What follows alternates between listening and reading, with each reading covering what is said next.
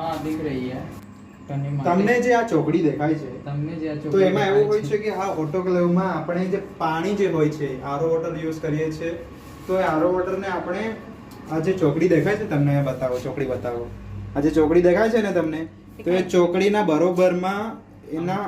બરોબરમાં આપણે પાણીનું જે સ્તર છે એ પાણીના સ્તરને લાવવાનું હોય છે.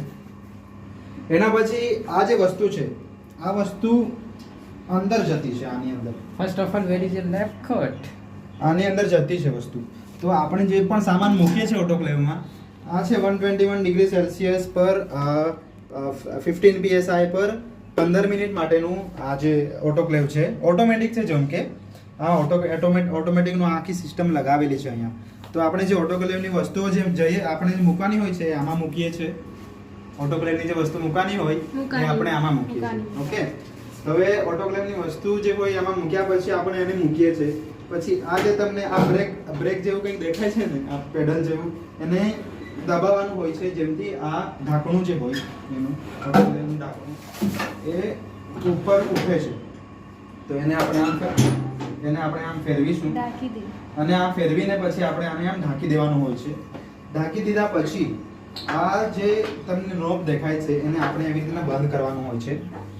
આ રીતના બંધ કરવાનું હોય છે. આ ક્લોકવાઇઝ ફરે છે, ઘડિયાળની સીધી દિશામાં ફરે છે જેથી આ બંધ થશે. તો એવી રીતના જ આ બધા જે નોબ છે એને બંધ કરવાના રહેતા છે.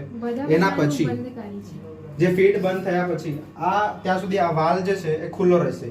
આ બધા નોબ બંધ થયા પછી આપણે આ જે સ્વિચ દેખાય છે તમને અહીંયા આ જે આપણે ભૂરા કલરની સ્વિચ દેખાય છે ને એ ભૂરા કલરની સ્વિચને આપણે ચાલુ કરવાનું રહે છે. તો જેથી ચાલુ કરશું ને આપણે તો અહીંયા લાઇટ થશે. પહેલાં તો આ જે સ્ક્રીન દેખાય છે ને તમને આ સ્ક્રીન ચાલુ થશે.